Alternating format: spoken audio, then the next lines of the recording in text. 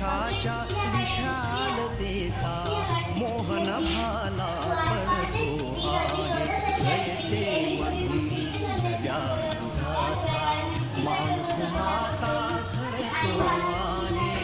वटवृक्षाच्या विशालतेचा मोहन भाला पडतो आहे. रयते मधून नव्या युगाचा.